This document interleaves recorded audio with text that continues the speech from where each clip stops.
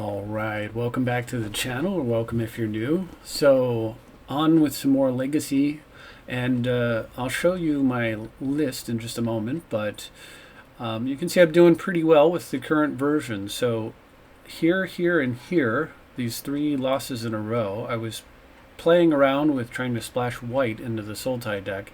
In fact, you can look at this game against No Mail here, and you'll see the white. And of course, the reason to want to play white, cards like Lavinia, Swords to Plowshares, lots of other good things. Mostly Swords to Plowshares, right? I mean, let's be real. But it just wasn't working. The deck was too fragile. Playing too many colors makes you just super weak to wastelands, or just drawing cards in the wrong order. And despite having a number of ways to fix my mana, opponents get some say in that as well, and you only get a limited amount of time to get it right. So I removed that color from the deck, and it just started performing extremely well. And this is where we're at now. So this is the current version of the deck. Has a Delighted Halfling package, which is a huge Punisher mechanic for other blue decks. It also gives you just a little bit more mana sources, which I'm quite happy about. We've got 20. I also ran a copy of a Bayou here.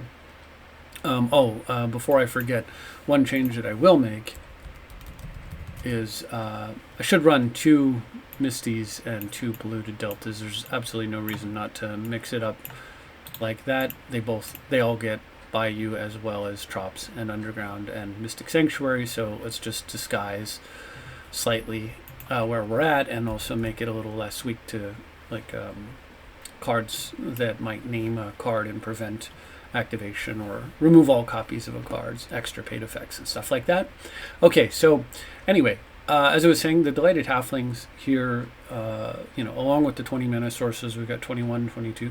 We can essentially count these as mana sources for the most part. That puts us at 24, and then we can count the 4 Lorians. That puts us at 28, and essentially every 3 cantrips you can count, 1 mana cantrips you can count as a land. So that basically puts us at 29, which is a pretty good spot for a control deck. You typically want to shoot for right around 30 mana sources. In a kind of a way, we could maybe count Life from the Loam, since it's frequently, it is literally one purpose, is to get mana, and it's cheap enough that we'll probably be fixing it. You're starting to stretch the cantrip rule a little bit. Let's count the Loam and Sylvan. Let's say maybe all 3 of those together puts us at a nice solid 30.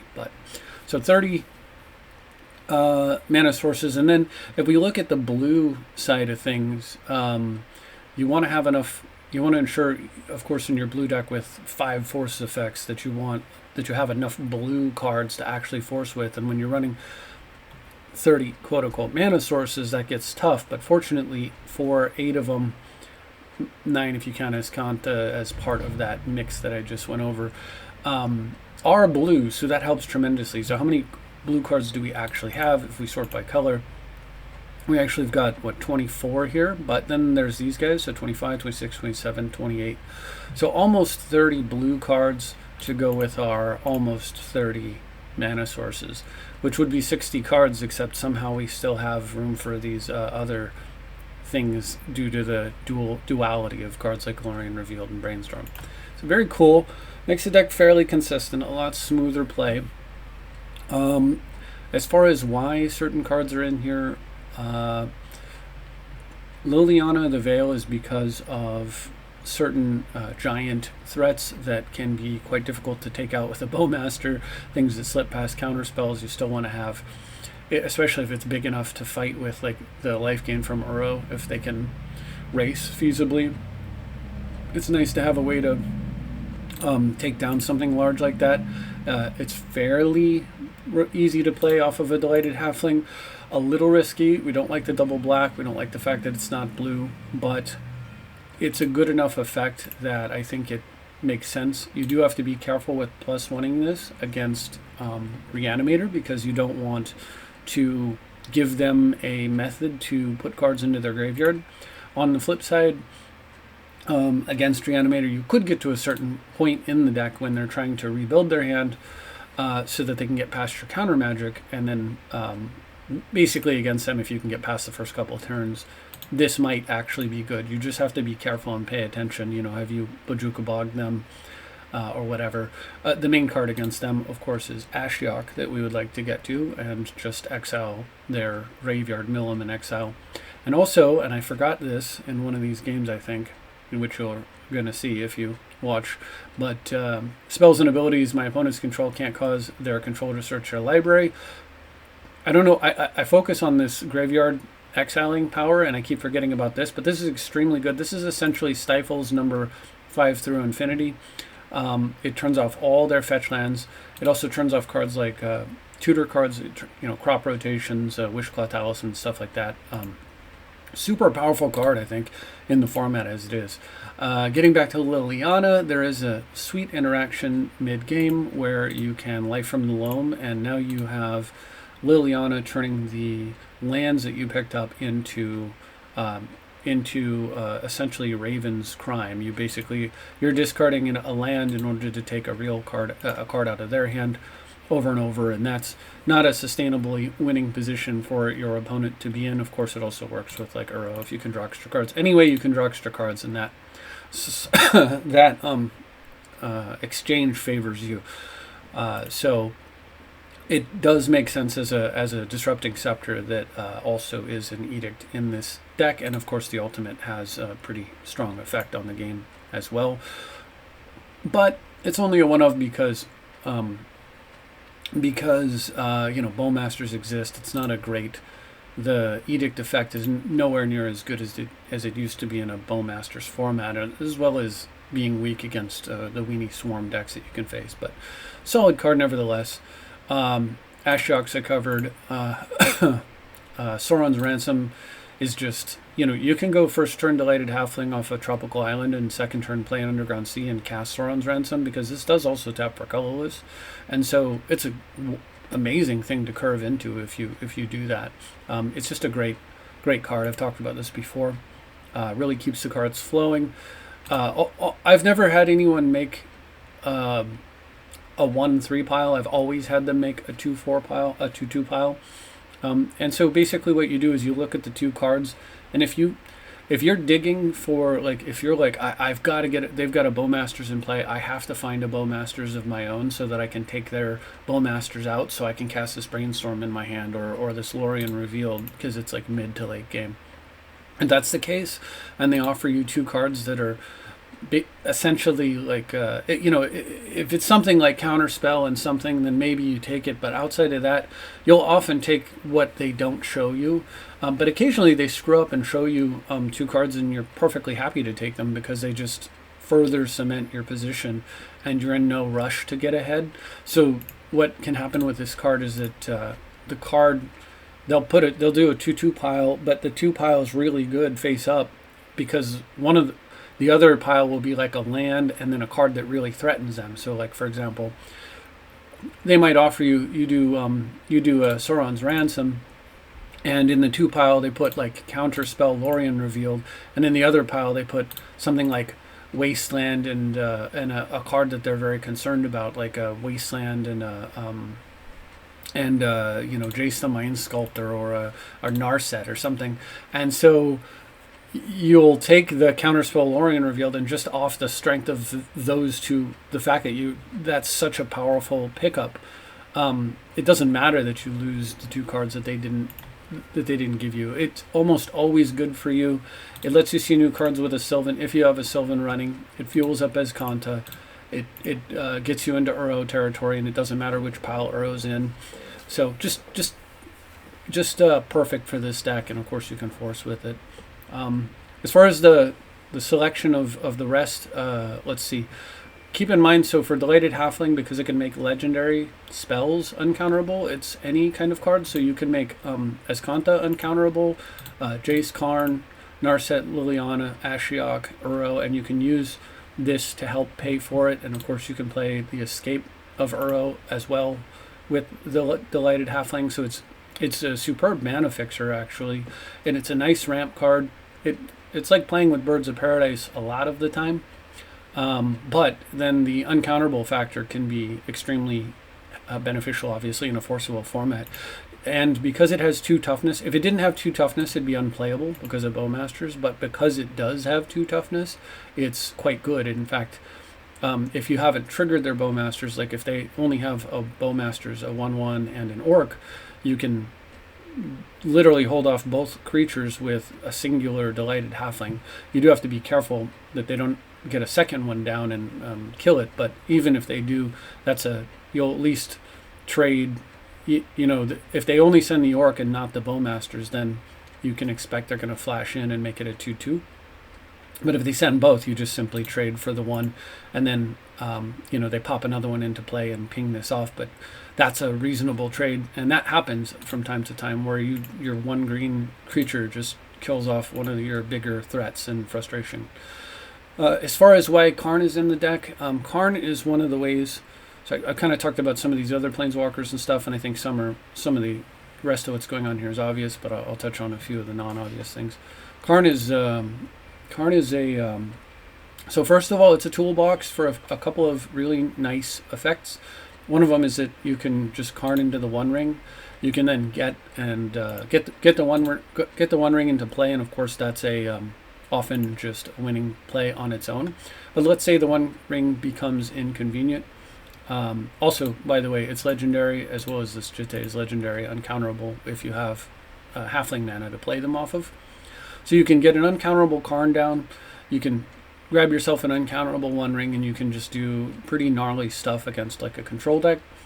But against an aggro deck, a lot of times one of the cards that they'll play is a lot of times that they'll be playing something like Chalice of the Void. So Chalice is we'll just hit it real quick. I think I have a Chalice. No, I don't even run it. I guess Everflowing Chalice, but anyway, Chalice of the Void is a XX card that your opponent can play, or anyone can play, that counters where you pay double X, and the cost of X, it gets X counters on it. So for 2 mana you get a single counter, for 4 mana you get 2 counters, and so forth. For 0 you get 0. And it will counter anything whose casting cost is equal to the number of counters on it. So Ancient Tomb decks like to go first turn Ancient Tomb, Chalice of the Void, which is often a card that you'll force a will if that play like kicks off, if you can. But there are times when you can get into a little bit of trouble where you can't. They get a Chalice down, and so you have to try to play around it with counter spells and Bowmasters and stuff.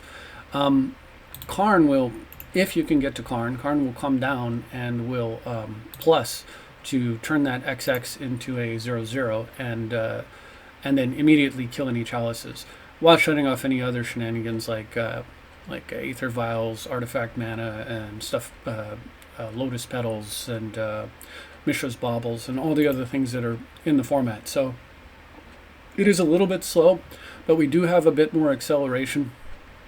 In the Chalice scenario, you may have gone first turn Halfling, and then they do the Chalice thing, and then you play a land and you counter whatever the next play is, and then you just play a land in Karn and get rid of the Chalice and move on with your day.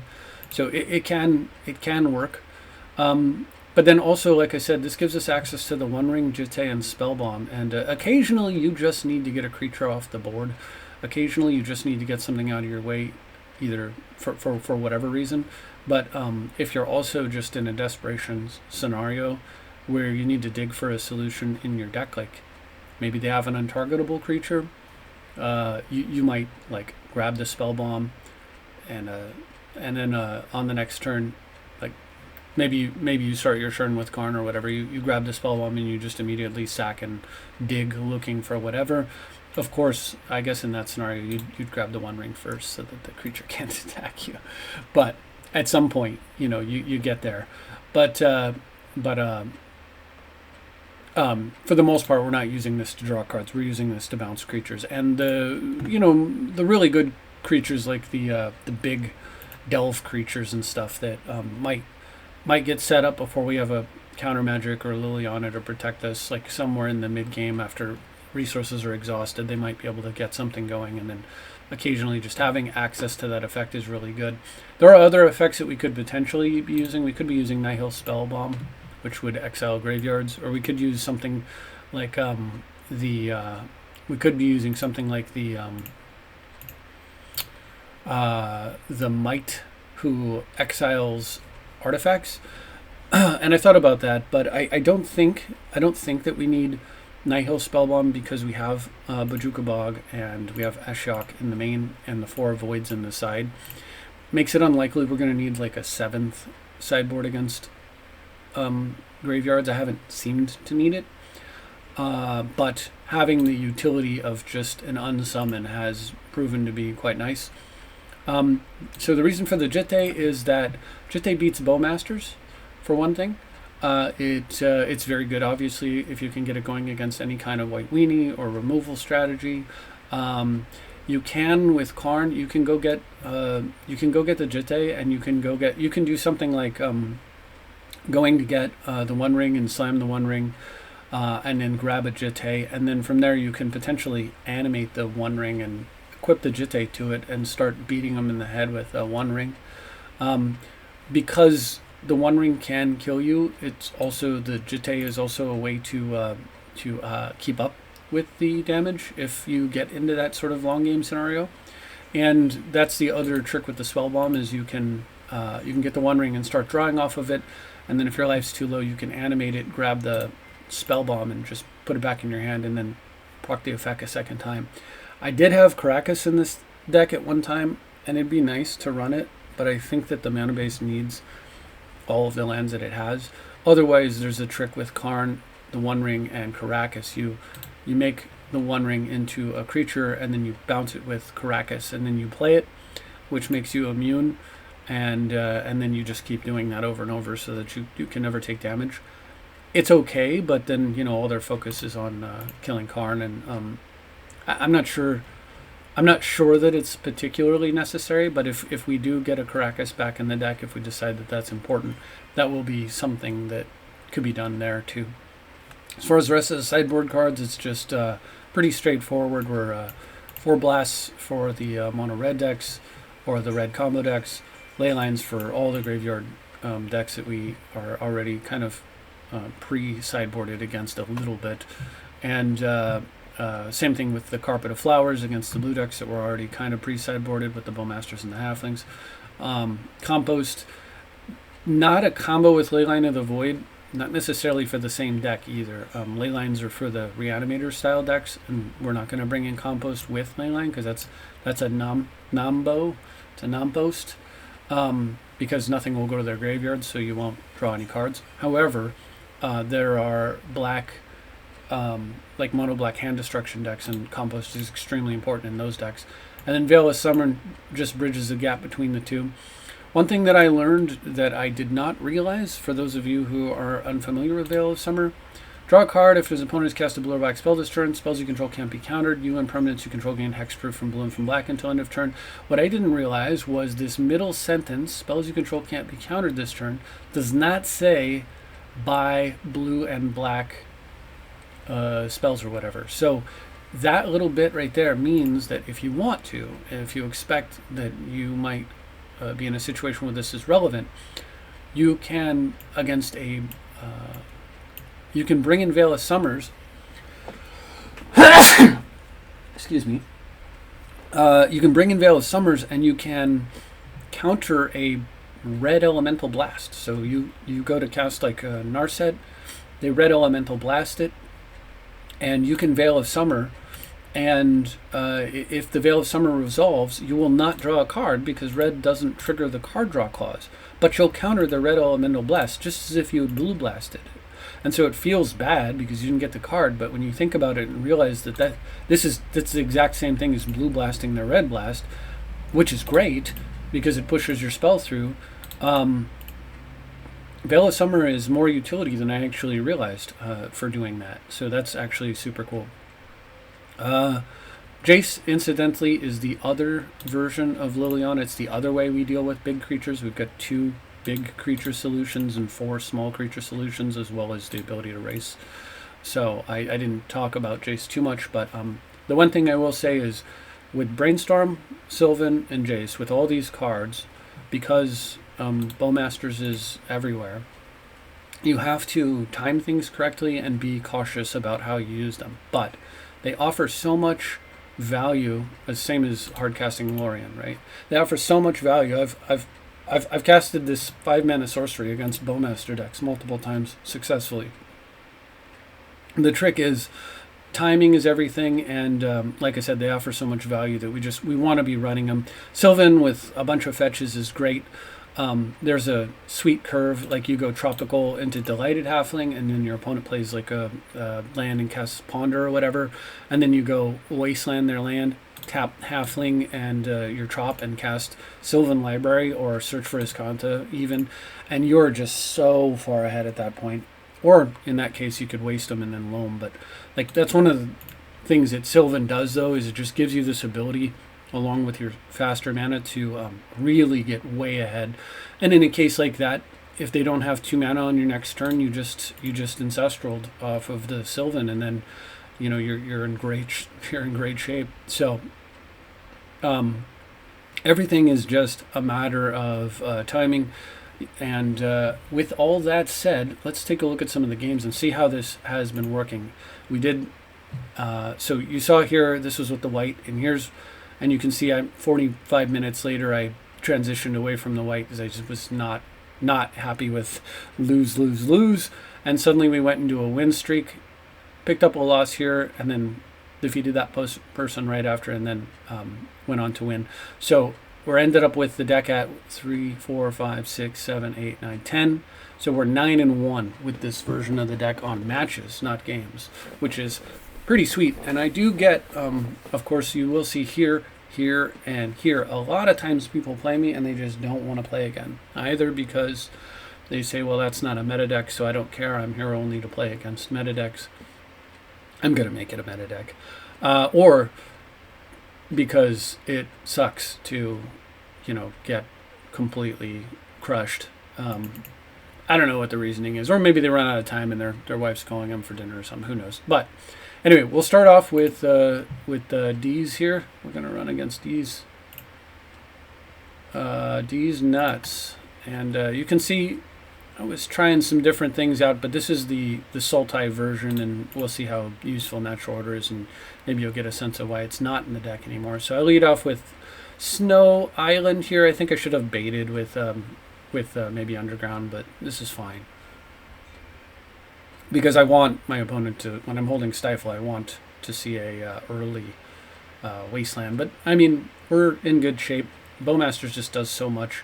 I see this, which confuses me because I haven't seen anyone playing by the way, I'm not going to flash a Bowmasters out against an empty board with a Bloodstained Mire and me holding a Stifle. I'm also not going to play an Ashiok here, but now I'm set up to play both Bowmasters and Stifle, so let's do one, and then we're ready to do the other.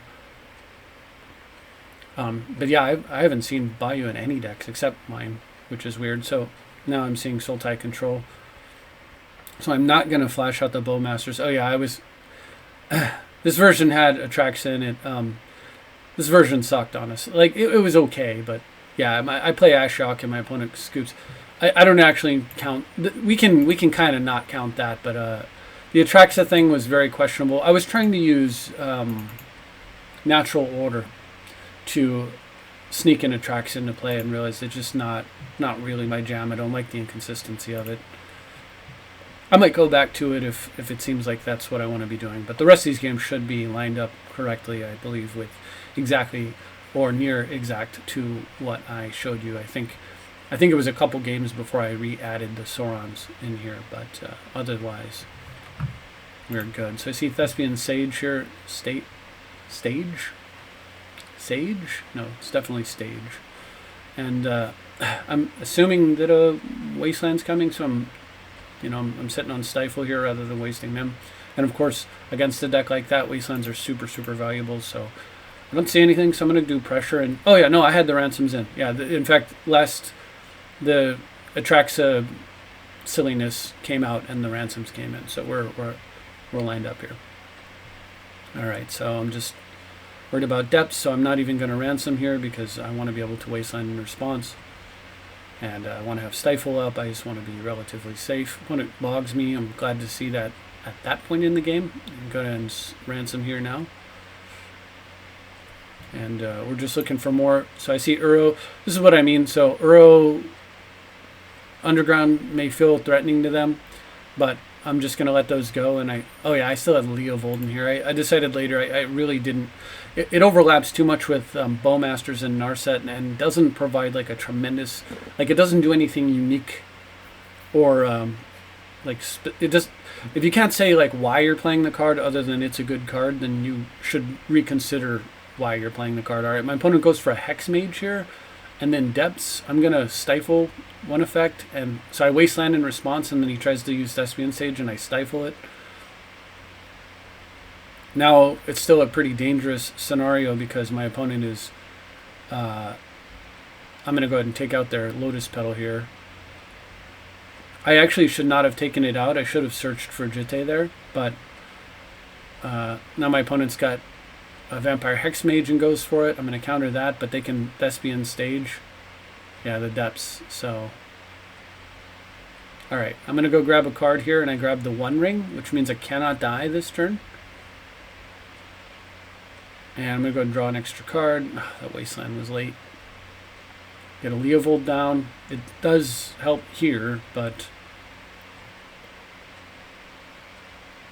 opponent can swing for 20 and kill the Karn, but they can't kill me. But they're at 8. Is that really what you want to be doing here? I'm not sure that it is. As for me, I'm going to gain some life and swing in. I think I go to 21, and then my opponent, you know, it's funny, but I think both my opponent and I missed this factor. I was thinking I'm at 21 and he's not going to be able to kill me, and I'll swing for 3, 4, 5, 6, and then finish him off next turn. But actually, the One Ring would have done 2 points of damage to me. So oh no, well, not necessarily. So my opponent would swing back and take me to 1. And then what I do is during the upkeep, the One Ring goes on the stack. I tap it and draw 3 cards, and then what I do is look for a stifle, and then I stifle the damage, and then swing for a lethal. So I would have been okay, but yeah, pretty gnarly game. What was that, game 1 or was that game 2? You saw Karn doing some business. I guess that was game 1. So we're moving to game 2 here. Opponent Elvish Spirit Guides into a Sylvan Scrying, and if it's that important to him, I'm going to force with Leovold, who is no longer in the deck, and best use of him was the last game, actually, just attacking as a 3/3 with no abilities, or being Force of Willed as a blue card with no abilities. Like that's the best use of him in these games, unfortunately, and why he got cut. I mean, it's a nice card, and it should be a good card, but it doesn't really fit necessarily. So I'm going to Bowmasters here. If my opponent was a Bowmasters deck, I would probably hold my Bowmasters. But because it's a combo deck, I'm going to go ahead and play it. Even though I know that this means that they can get a Hex Mage, but the truth of the matter is they're more than likely to play Hex Mage on the turn when they can sack it. Because if they just played a Hex Mage and said go, they're completely foolish, right? Against a Bowmasters deck, I'm just going to ping it at some point. So here my opponent draws, and then they're just in bad shape. They have no play, and they're getting beat down. And of course, they know I'm playing a counter deck, and I'm going to Sauron's Ransom. Incidentally, I think I mentioned this before, but Sauron's Ransom does give the ring, so it will ultimately make your creatures hard to block, as well as give you that Merfolk Looter effect. So Dark Depths, Anakin here. I think it's Anakin. Loses, but definitely plays true to form with their name, which is kind of cool. So Hedge Druid is next. And sometimes I don't know if this is true, but I wonder if my opponents feel like my deck just happens, I wonder if they feel like, oh man, this guy's deck just lines up perfectly with mine, but he would get so screwed by insert X deck here. I get the feeling that that's probably the impression this deck creates, but what's funny about it is I also get the feeling that almost everybody thinks that, despite the fact that there's a wide variety of different decks with that same impression. Here, this is barely a keep, but because it has Stifle and a Wasteland and a Brainstorm to improve it against an unknown opponent, it will be a keep. So I'm going to be patient with my brainstorms because I don't yet really know exactly what I'm dealing with here. I see a thought scour. Doesn't really tell me much. There's a delta that I can possibly stifle. I'm being patient because I don't really have a way to shuffle yet, and I'd prefer to get that going. I'd like to get that in hand before I... Alright, well, there's the target for that, so let's go for it. My opponent forces. So I go ahead and brainstorm in response and decide, yeah, I'm fine with that. It's sad that I shouldn't have done it with the trop. I should have done it with the underground, obviously, but I think that was my end of turn anyway, so that doesn't particularly matter. I'm not going to force, even if I could, I wouldn't force back. Against a mono blue player, being down one land is just totally irrelevant. Okay, sure. I love how Delighted Halfling is basically duress for counter magic. Like, my deck is positioned so well to punish. There's a card I need to not have resolve, and thanks to the wasted Force of Will, my opponent does not get to resolve it, which is huge. Alright. Of course, they can just play another one, and I could easily lose this game. However, we're in a relatively safe scenario, a relatively strong position. Let's get down another... Do we want to do it? No. I'm waiting. I don't want to just run a Bowmasters into a counter that I'm not going to deal with. I want to make sure that I can play two things so that... Okay, so, well, they're going to go for an AK, then I'm going to go for a Bowmasters. We get another force out of them. Too dangerous to Bowmasters here because of Force of Will. Excuse me, back to basics. The looming threat of that card is far too great for me to run out anything else here. I am just mana flooded for days, but I can at least use that to recur a brainstorm or a counterspell if I want to. Let's try again. All right, last card in hand. I'm gonna do this, but I'm going to target accumulated knowledge and exile it, which will make the next one not as good, and let them counter my Bowmasters because I can't. If they draw a couple cards and then I just ping them, I can't win that game. I'm gonna grab a brainstorm. I'm digging for Lorien Revealed or any of my Planeswalkers. I still had the janky Leovold in here. Alright, well, let's do this. Opponent's struggling to figure out what he wants to do. I'll take the brainstorm. I'm just digging for something better than what I've got, and I've got a stifle here. So, Leovold, you can hit the bin again and be useless as you are. Vedalken Shackles. I can't remember how long it took for me to figure out that I needed to remove that card from the deck. Alright, let's dig again. Set things up properly. Okay, well. And I go for Karn, which shuts off the Vedalken Shackles, and which will immediately grab the One Ring. And then I will tap out. I don't see a reason to hold the Stifle. And I'll cast the Liliana, but I will not plus it here because it'd be stupid to discard a Stifle against nothing. So I'll just grab the One Ring, play the Liliana, and that puts me in a pretty good spot. They might draw a few extra cards if they can find a AK. They would draw 2 cards, thanks to one of them having been exiled. But, of course, the other thing that I would love to find, if I can, ASAP, is graveyard removal so that their accumulated knowledges don't do anything. But, there's a chance my opponent draws like another back to basics here and puts me in a bad spot. But outside of that, I mean, even then, if they did, I would be able to, like, do maybe something over time. But, they don't. They just scoop it up. So we just move on to game 2 against mono blue control is what it appears to be. And, again, just not... Now I get to bring in Carpet of Flowers and, a few other nasty cards that mono blue is going to have a real tough time with. If it doesn't get forced right away or spell pierced or dazed or something, it's just going to be a bad situation. My opponent has Thought Scour over a daze. Does hit their own accumulated knowledge, but bad news for them. They bounce it with the Brazen Borrower. So, okay, well, let's just try it again. That sticks, so... I'm going to go ahead and Carpet of Flowers and use the mana to play a Delighted Halfling, which will then make an uncounterable and then a Search for Escanta, which can make a Leovold uncounterable. So they bounce again, the Carpet of Flowers. They're stalling now. I don't need the Bowmasters. I just want... I'm winning the game, so I just want control. cards. All right, well, I misplayed that completely. So I'm short 2 blue, or 2 mana here. I should have 2 extra mana. I should be able to Bowmasters. Because if I played the Carpet of Flowers before my combat phase, I could get the mana on my second main. But it's actually been a little while since I played Carpet of Flowers. I put Leovold back thinking like, well, if it's not good here, it's pretty much not good anywhere, right? Opponent AKs in response. But that, and subtleties it again. Can't be countered, but it can be subtletied.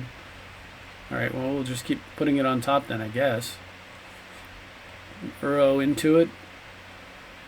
And at this point, my opponent gives up. I mean, yeah, it's probably good. First of all, Carpet of Flowers protects me from back to basics pretty solidly well. Delated Halfling also adds to that and makes, you know, my plays uncounterable. Leovold's going to completely, an uncounterable Leovold's going to shut down their accumulated knowledge, any kind of draw engines that they might have. Bowmasters will ping off these silly flyers at some point as Kanta's going to flip, and I'll be drawing extra cards from that. Uro's going to pop into play, and I'll be drawing extra cards from that. I mean, this is nightmare fuel for mono blue, right? So, like, there's no... Outside of back to basics locking me, which this was preventing, there's not much that they can do here at all. So we move on to Lichborn as an opponent. That was Hedge Druid. And Lichborn is... Oh yeah, I have to take a mulligan against them. Still playing that stinking Leovold. Eventually it'll be cut. Alright, so I would leave with the Halfling, but they led with the Fetch, so I'm going to lead on Stifle instead. Taking that out, Time Walking. Very, very nice. I should have, however, this was a misplay. I'm going to pause. So the correct play for me was turn 1, Trop, Stifle, turn 2, Wasteland, Halfling. Of course, they have a basic, so I didn't get punished for that, but I sequenced that incorrectly and could have been punished for the choice that I made. So, alright, down comes Halfling. Opponent then has a Flooded Strand, which they crack immediately, getting Trop into Up the Beanstalk. And now, people have said, isn't Up the Beanstalk, isn't Beans just better than this deck? And it's like, well, I'm not so sure that I believe that it is. Perhaps maybe in the previous configuration, perhaps not. But I think that Up the Beanstalk has the problem that I had when I was running 4 colors, which is just that you have the main problem that deck faces, it's super vulnerable to Wastelands, in my view.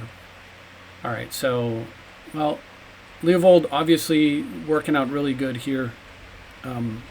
Would have also been perfectly good though. I mean, it's suppressing, right? But it's not. That's an uncounterable Karn.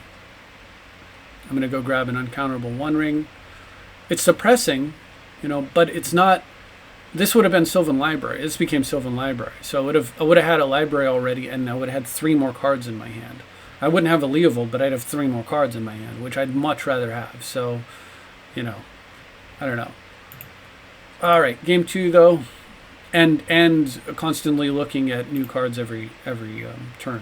So, all right. So sideboarded in against them, and they go first turn Carpet of Flowers.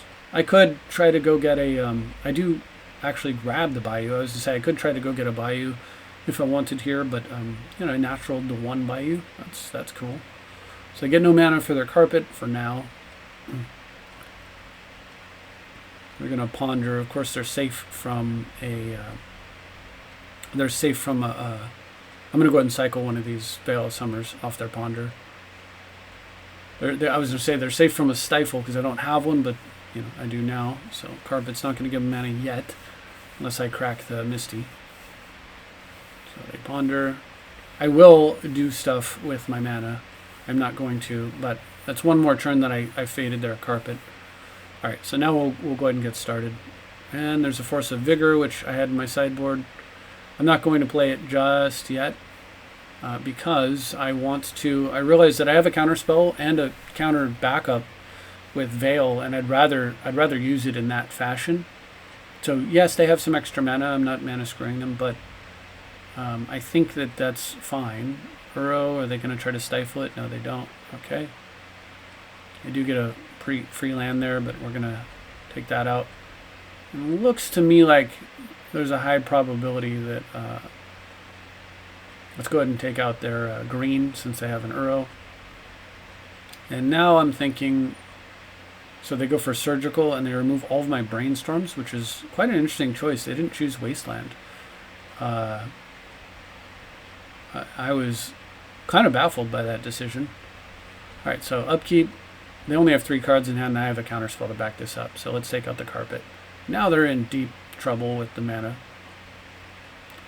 All right, I'm going to, if they want to crack, they can crack, but they're low on cards, and I could use a Saurons, and somehow they give me 4 cards, and this happens occasionally where they just don't split good, well or whatever, and then I just instantly win. Find my own carpet of flowers, and from there, you know, the game is mine. I will say that I thought the Force of Vigor was quite nice there, and it's possible that Force of Vigor does make a return to the sideboard, maybe just as a one-of. Just to have access to that is quite good. It's possible that maybe 1 Veil of Summer is enough, and I run a Force of Vigor. I may actually make that change, but I don't know. I hesitate to do so. It was certainly good there, but a little bit. Let's give it some more time. So next is Ink Mat Nexus, and then we'll play the Loss and the Win against Juzor. But let's start with this one. All right, well, I do have a Stifle there. This I finally sequenced correctly. As I said, you lead off at the Trop, you Stifle, and then you get the Delighted Halfling down, and you Wasteland. Now, if they don't have a play, now I can just play the Halfling, and I'm still sitting on Stifle. And, of course, Brainstorm. Unlikely to need a... Any deck that like goes off here would probably be Storm, and I could stifle their Storm effect. So, okay, that makes me a little nervous. I actually don't know what this represents.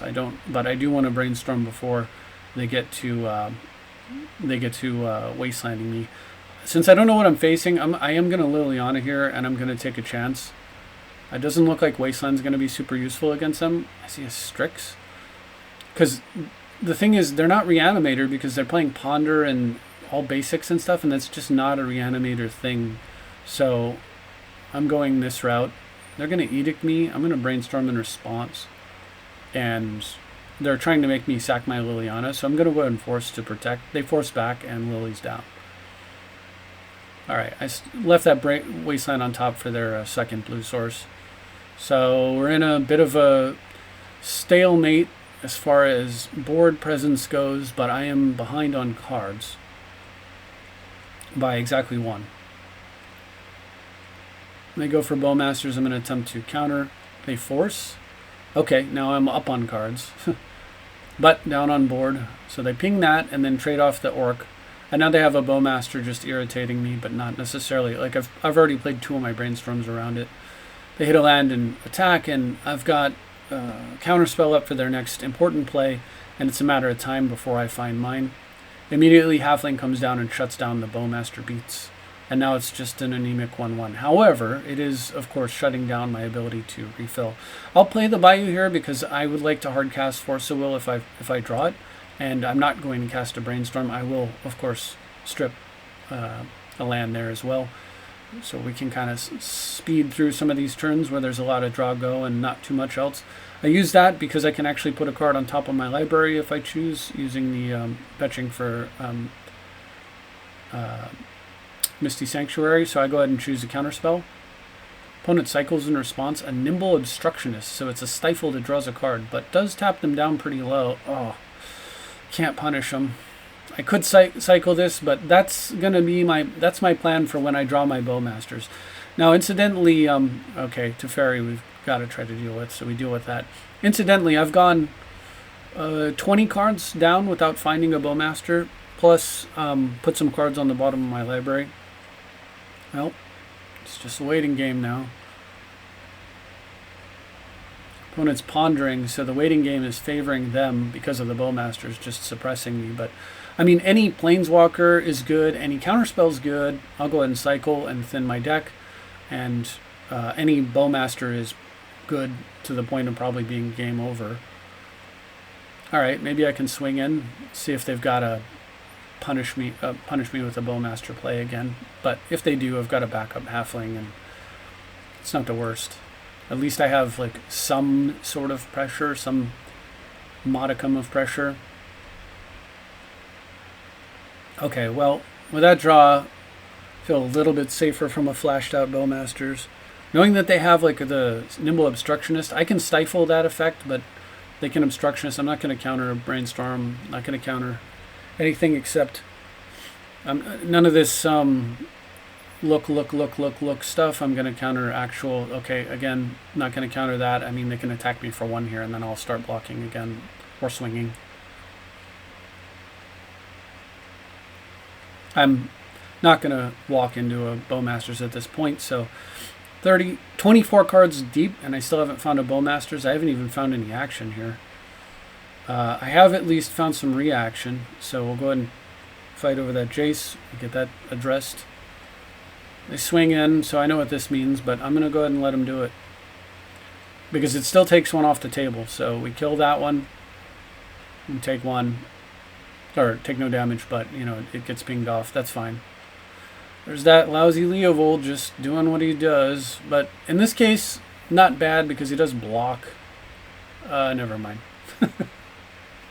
Would have been a Sylvan that didn't do anything either because of the Bowmasters, unless I, you know, really wanted it to, but still.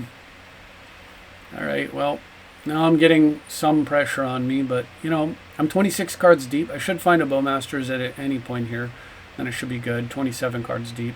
I have 4 in my deck, so, I mean, that means I should have one every 15 cards, so it's a little bit unlucky here, but we'll get there. I don't counter the Strix. It's not a big enough threat. Unfortunately, I may die with these counters in my hand, but then that's what I'll do.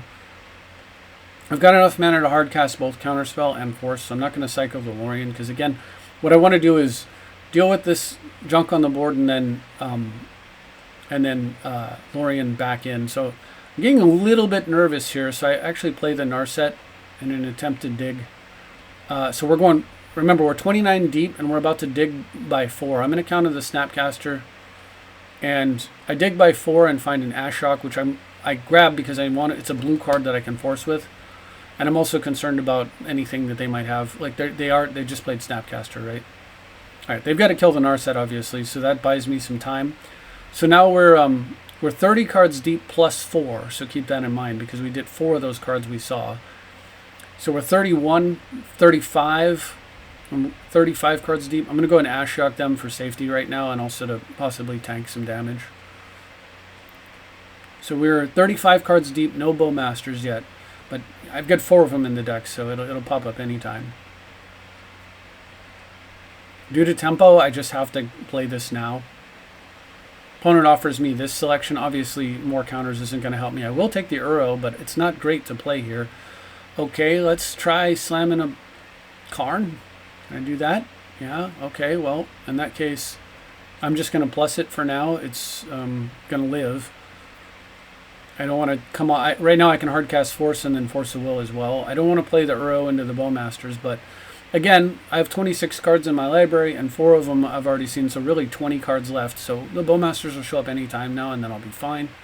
Let's go ahead and grab a 1 ring here so I don't die. I don't like dying. Not great against Bowmasters, but hey, what are you going to do? Opponent goes for March, and I'm just going to have to let that go. Can't afford to fight over it. And then they swing into Karn, I think. Yeah. Okie dokie. Oh, a Halfling. Not exactly what I needed, but not horrible either. Okay. Opponent goes for a Kaya. Very interesting. I'm going to force that. And then follows with March. Obviously a big problem for me. I'm going to force that. And then they get a swing in with just 2. I'm not sure what's going on here, but yeah, I'm going to block. And then they hit me down to 2. Which means I get to activate Karn and go grab Umezawa's Emma F&GT, because I am at 21 cards in my library, 4 of which I've seen, so in the bottom 17 cards of my library are 4 Orcish Bowmasters. 4 Orcish Bowmasters in 17 cards. totally insane. All right, let's just start drawing some cards and doing some work here. Exiling some stuff. I've got a Jitte going. Opponent draws and concedes. I also Lorien revealed. So from those 17 cards, I drew 3 and dropped down to, remember there's 18 cards in the library, but 4 of them I've seen. So I actually only have 14 cards left, and in the bottom 14 cards in my library are all 4 Orcish Bowmasters. I never saw a single one, and still won the game. But what the freaking crap was that variance? Just totally insane variance. Ridiculous variance. I suppose the one thing, backing up, the one thing that was nice about the Leovold much earlier was that my opponent was then down an Edict for much later. But I don't know. Anyway, what a just like brutal. I mean, thank goodness that I have the Jitte in the sideboard. So my opponent actually just decides they don't even want to play against the uncounterable Wasteland Uro, recursion deck, and we move on. But that was the most absurd luck. Bottom 14 cards, 4 Bowmasters. What is that even? 2 and 7, 1 in 3.5. So every third card was a Bowmaster, basically. Totally nuts. All right, so here I'm going to get crushed by Jules Zor. I have to mulligan to start. I don't know what they're playing. And lead off with a Halfling. I have a pretty weak hand, but I mean, it's got first turn Halfling, second turn Wasteland, Psycho Lorien, third turn Liliana. That's good sequencing, and I've got Bog if my opponent's playing, if they go first turn like Entomb or something. So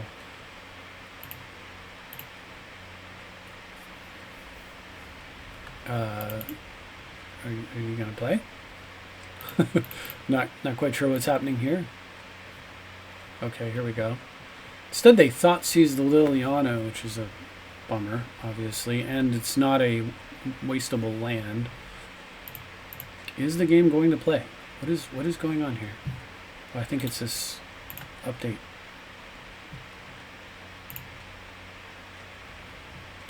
Okay. So I draw Sauron's Ransom, and because I don't play Bog here, I'm going to get punished hard because I can't Ransom in response. If I had played Bog there, like, look I got to keep the Bog. And then I would cast Sauron's Ransom and recover. And that misplay is going to cost me this entire game. I get hymned. Liliana comes down. I have to kill this. I'm not refilling my hand. I'm not doing anything. I can't do anything. I draw this at the wrong time. My opponent's going to take over and kill me. And we're going to move into game 2. I don't know why game 1 is so laggy. All right. So in game 2, yeah, this is a keep. It's got Search for Escanta, which is huge. Obviously, this is one where Sylvan would be massively more useful than when compared against Leovold. Against my opponent's playing mono black, by the way, the rack, smallpox, that kind of thing. And of course, they take the Escanta, unfortunately for me. Okay, I'm really unsure as to why this is taking so long to run. Maybe if I close my browser, it'll help. All right, well, I've got Bowmasters to pressure them a little bit, and maybe some Planeswalkers. I'm gonna actually flash out here. I think it's important. Hopefully, they don't take my way. And never mind. All right, well, I'll hit my land drop and swing. You take my Bowmasters and my Wasteland. All right, well, got a little bit of pressure there. I think it's too important to hit my land drop, sure, because I might draw a Jason. I can't afford to draw and not have a play. Well, I can't swing into a factory, and I have to sit on a counter spell, so I can't play Ashiok. So we're done for that last turn. They've tapped mana, so I can now swing into a factory. Now, remember I said I'm the deck that blue decks don't want to play? I'm the blue deck they don't want to play against? Well, this is the deck that I don't want to play against, right? This is the mono black control deck is not a good deck for me to be facing. All right, well, they can't search, and I can use Ashiok to draw some fire, perhaps, for a little while, and protect my life total a bit. And, of course, I took out their graveyard for what it's worth. They Pox here, which actually I think was a huge mistake. This totally favors me. I'm quite happy with this. So and then they factory and ignore Ashiok, which is quite interesting as well. Tells me that they don't have any search in their deck, or they don't realize, and not a lot of graveyard recursion. I'm going to just keep Ashioking them for what it's worth. Try to convince them to, I mean, it can protect my life total from a couple of hits and buy me a couple of turns worth of living if my opponent does go after it. So I think maybe they are correct here, but it like I said, it gives me a little information. I really wish the game would play. I really am not sure what's going on here. All right, well, that would have been nice like a minute ago, right? That would have been nice before the so you can see what I'm exiling over here. So if you want to get an idea of what my opponent's actually running, just basically blue hate. This is the I think loses to aggro deck, but does very well against, obviously, blue with Thoughtseize, Inquisitions, Hymns. Like, you end up drawing all that stuff when your opponent's spewing a bunch of crap on the board, and Pox doesn't clean that up. They sack one creature and hit you with the 2 or 3 more after that. But, very, very good here. Alright, so I'm getting beat down. I play a Mystic Sanctuary off the top, and now I have the opportunity to Brain Geyser myself next turn for 3. And I mill off, I get a Smallpox in the rack. I'm going to shrink it down a bit. I can hide the chat log. It's actually not used for anything at all. There we go. It's a little bit better. Alright, so they swing in, still face, which makes sense. I mean, if I get into this game, they're not going to be able to, hitting this doesn't do much, right? I'm not seeing anything getting exiled that it would actually have an impact on. I don't know why the replay is doing this. This is kind of annoying. Alright. So they play land and pass. I'm going to draw and then, of course, exile.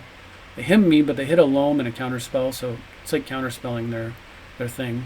And with that loam, I think at this point they should attack here because, well, maybe not. I mean, I am at 7 after all. But with that loam, I'm going to be able to... Can I skip? Please. I'm going to be able to refill my hand, so it'll be good against the rack. And, of course, I can get a Wasteland here and take care of Castle Locthwain. Why? Because I'm not worried about taking 2 more points of damage, but I am worrying about them drawing cards. I do not want that. So, yeah, you can hit me for 2 more damage. But then I'll need you to stop after that. So, also, yeah, I had that trick, which allows me to kill 2 lands on a single turn. Let's loam up and strip their Urborg. And now we're in the position this deck is trying to be in most games with Mana Denial on recursion. Still looking for, you can see I've brought in Compost, Veil of Summer. Finally see them.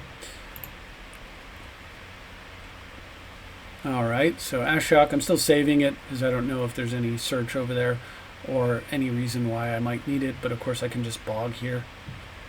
And I finally take the normal draw because there's nothing else to Wasteland over there, and I've got enough cards that if the rack comes down, I can ignore it for the rest of the game. Oop, they played a non-basic. Let's kill that. And swing.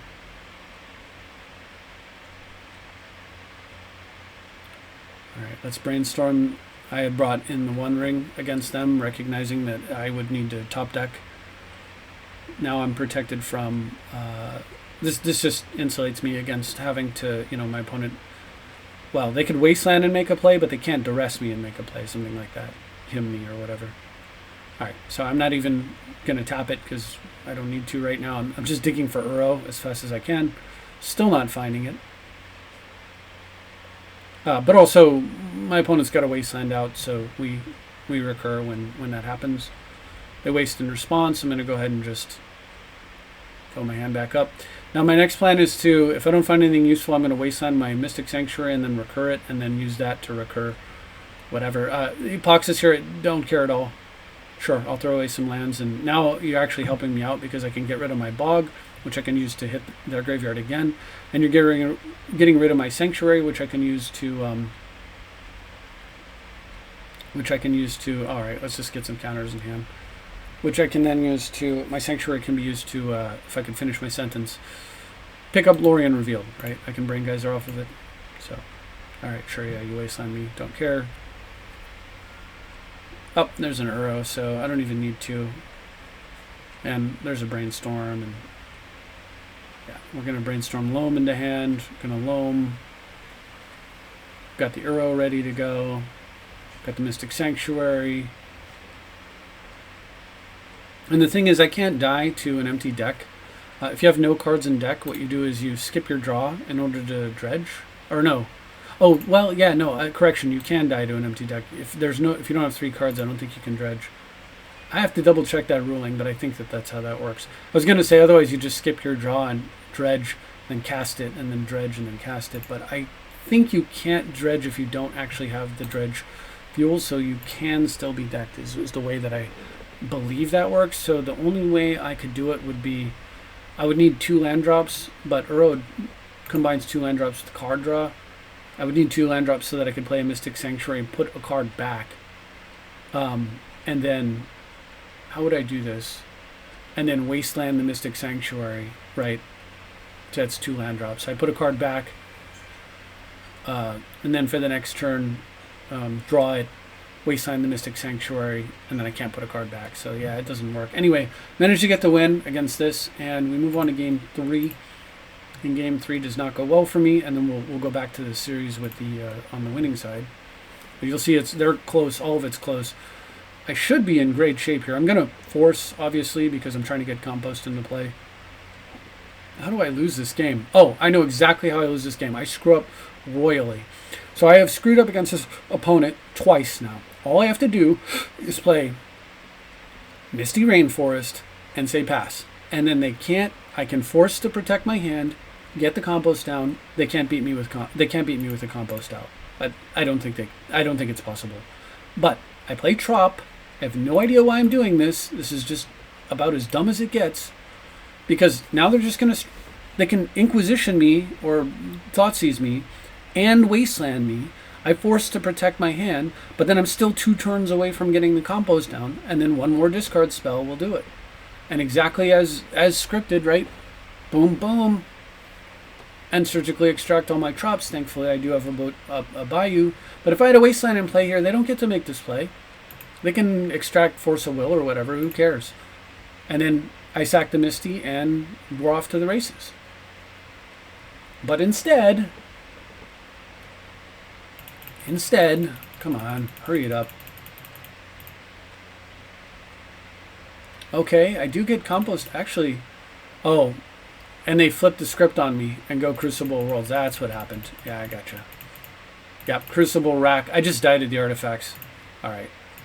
So maybe compost wasn't the unbeatable start that I thought it was, but not against the artifact plays that my opponent was making. But I jump back into another one against them, and we see how we can do. So I've got a perfectly valid, hand here. Opponent Inquisitions away a counterspell. Go ahead and play Mystic Sanctuary. I'm going to try to use the skip ahead button. Dark Rituals out of Liliana. I'm going to go ahead and fetch. They have an Urborg, if you're wondering why I don't have Swamps in play. Alright, they're going to Thoughtseize, and I'm going to Bowmasters in response. Ooh, God, it's moving too fast. But you notice they're hurting on the Liliana side. So I'm able to counter an Innocent Blood and get a Halfling out that I can start to pressure this, unless they decide, to shrink it. Oh, that's what it was. It's the other Liliana. That's what it was. They were prepping to get up to Lily's ultimate here. Alright, so we're having a little bit of a tussle over whether or not Lily can ultimate. I go for this play here and pass. -7 is the big threat. Alright, well, I'm going to lose 2 cards anyway, so I might as well force. And then I'm going to reload with Saurons. A deck has to get ahead with its discard of your ability to get mana drops down. Alright, finally I just let that go because I'm tired of forcing Thoughtseizes. And I'm mostly okay against Lily with the Bowmasters in my hand. Alright, so let's just ping that. I'm down on cards. I go down on cards in order to get card draw. I was hoping they would miss the Saurons there, but right off the top, we'll just whoop, fill up the hand again, over and over. All right, Lily kills something. They go for a pox. We don't want that. No rack damage. Get a brainstorm. There we go. Refill the hand, and then you get. And then you've seen this already. You've seen this show happen once already. We know exactly how this goes. Smallpox, sure. That's fine with me. You can destroy one of your own lands.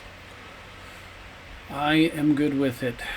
However, I didn't think about it because it killed the Urborg, so oopsie. Alright, well, I'm going to just Mystic Sanctuary. More card draw into my hand, or more counter magic, whatever. I think I grabbed card draw. I should have grabbed card draw. Anyway.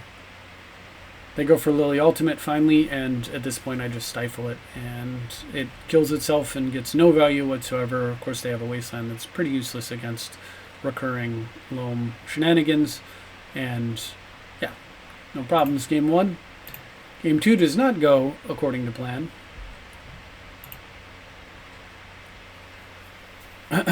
Solid hand, not great. Of course, it gets picked apart a little bit. Oh, my opponent gets to extraction for value, which is very unfortunate. However, they are down to only 4 cards.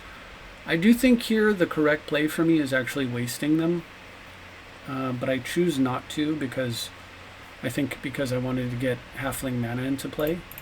Is what I... No, okay, I do waste. Never mind. All right, next turn, yeah, I get Halfling down. If they don't... and then they ritual out a Liliana. Yeah. If they didn't hit quite so quickly... I'm going to brainstorm, and they're going to extract away all my wastelands. So now things are looking pretty grim. I draw a Force of Vigor. This is the Liliana that makes everybody discard, so it's just crushing me here.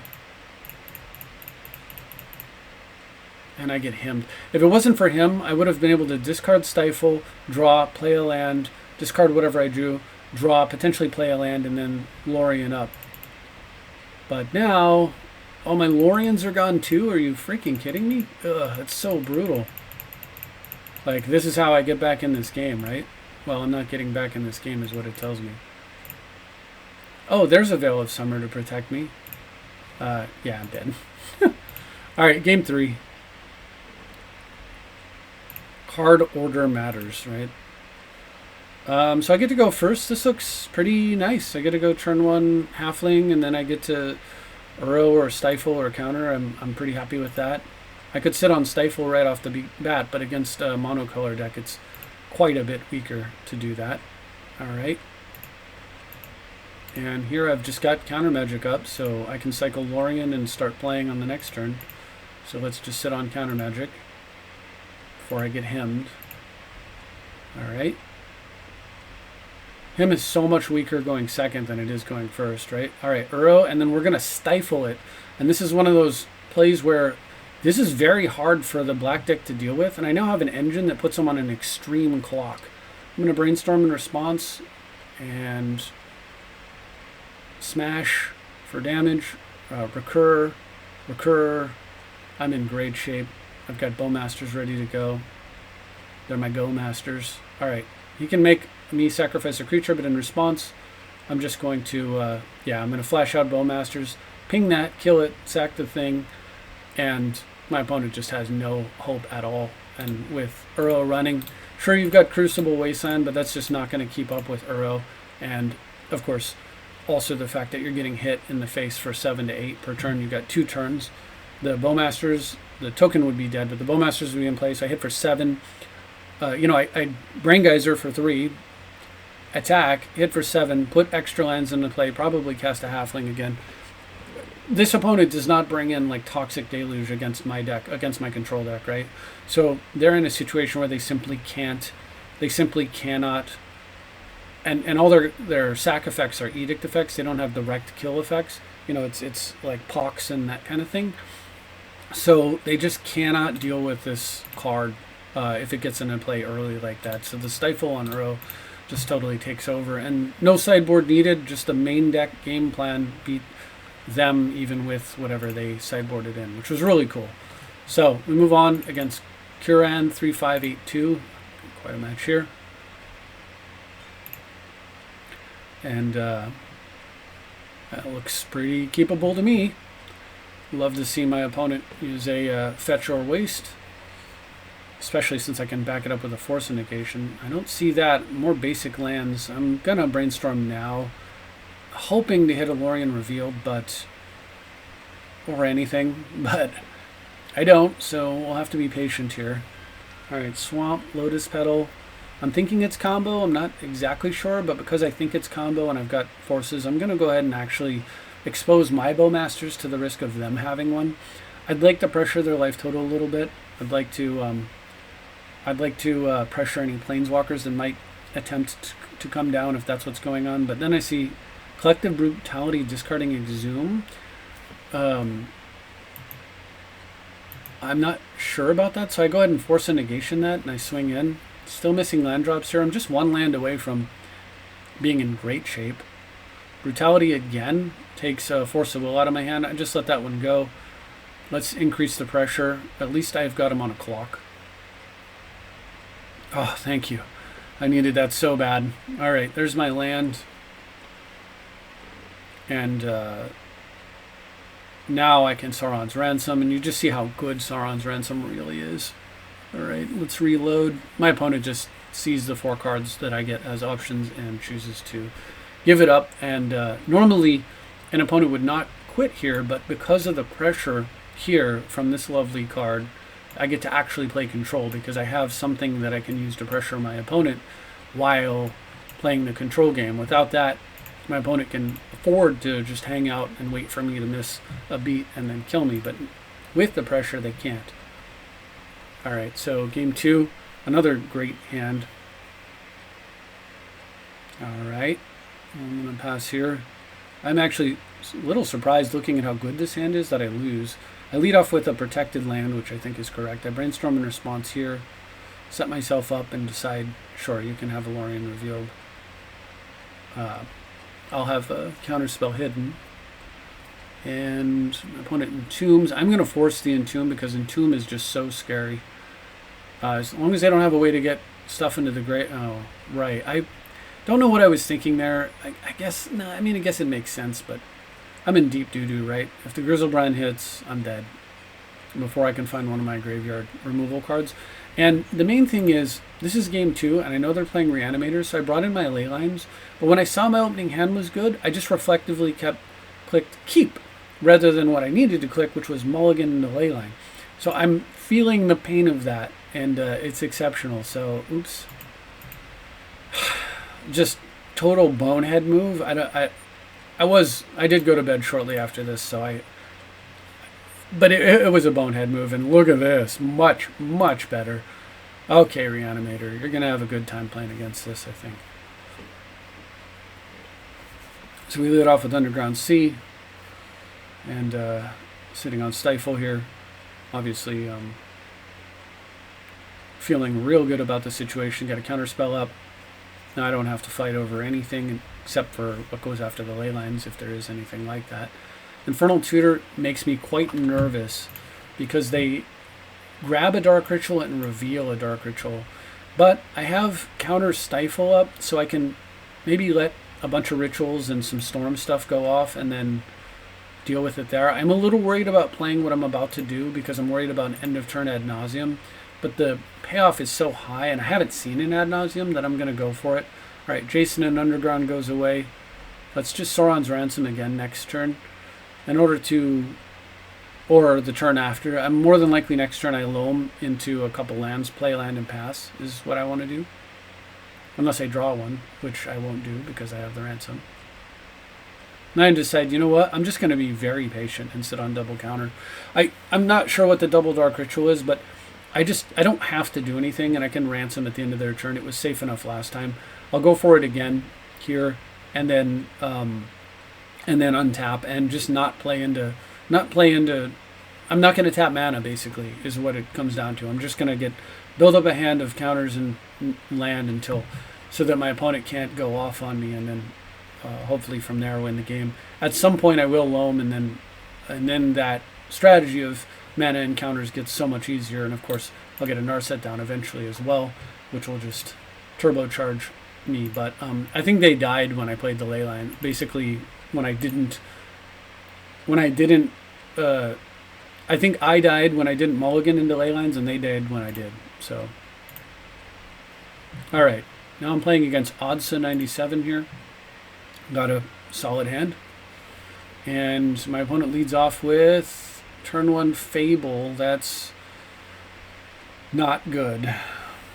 All right, Fable. I could stifle it if I had a stifle. They discard Lotus Petal, touch the Spirit Realm. But I am going second anyway, so I don't have that. Plays a land in Archon of Emeria, which is pretty scary. I'm going to force that thing. I don't want to be limited to just one spell per turn. And I also don't want my fetches to come into play tapped and then crack for a land that comes into play tapped. Opponent goes for 4th Year Lingus, which would be lethal. So we have to know that one. Alright. Another Archon. So brutal.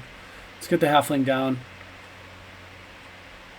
Opponent's putting some pressure on me. They are out of gas for the most part, but they also have a Caracas, which is so annoying because my normal recovery mechanism would be Uro.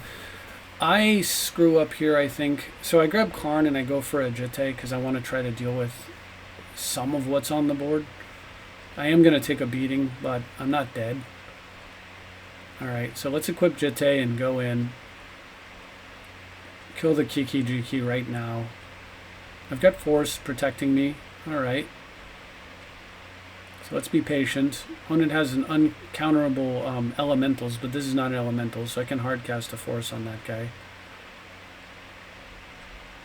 It's a dangerous game I'm playing, and what I need to do is cast Uro, but opponent divides it up, and I ended up taking Counterspell Wasteland. So now I can Wasteland, but I don't play the Wasteland like an idiot. I need 2 turns to get this going.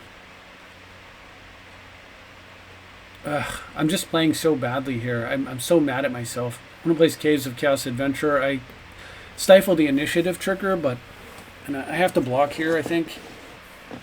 Because basically I need a solution ASAP, and I don't find it. And because I didn't play the Wasteland last turn, I can't waste this and then do something with Uro, and there's just no hope for me.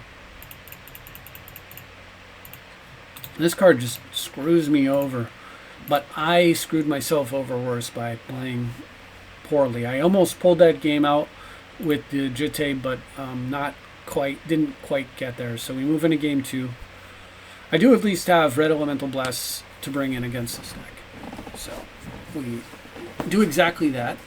Alright, opponent leads off with a Chalice on 1. Very unfortunate. I'm going to have to go get some green. Let's get the Wasteland down and take out, even though City of Traders is a card that they can't play another land with, they could do quite a bit of damage with it early if I'm not careful. Alright, well, and it turns out they don't have mana. I'm going to Bowmasters them. And yeah, I think we're in pretty good shape here. My opponent does too, and he scoops it up, and we move on to game 3. So, alright, this looks real good. I am going second, which isn't the best, but opponent goes in hard on a 4th Year Lingus, which I'm going to force Year Lingus, and that was after a multi-mulligan. So they mulliganed, and then mulliganed into Simian Spirit Guide land, Petal 4th, which could win the game for him by getting them the Monarch. But with only 1 card left, I force a will, and then of course I'm going to play the Halfling here, and I think from there they lose, and they think so too, and that is it. We move on to a game against Malar, and this is the last of it. All right, well, I have to double, triple mulligan, so I'm only 4 cards. This is not how you like to start off a game. And I see first turn Prismatic Vista. I don't know what that represents at all. I have no clue what that is all about. They go for a Misty. I'm going to fetch in response. Luckily, I don't get stifled. Luckily, they do. It buys me a little bit of time. And they get a basic forest. So I'm going to dredge up lands, and they have Force of Negation. But they do get rid of a Jace, so I suppose if I... up the Beanstalk. Interesting. Up the basic stock over there. I don't really understand. But It's unfortunately strong against me. However, this is the thing about going the basics route. Sure, I can't wasteland you, but unless you're like a monocolor deck, this is like a 3 or 4 color deck, right? Like I'm seeing Force of Negations and Jaces. Where's your blue mana, man? Like I don't need to wasteland you if none of your lands make blue. You're already color screwed. So I'm not sure how I feel about that one. I'm gonna hold my brainstorm for my turn. And there's a Jace. We are almost there.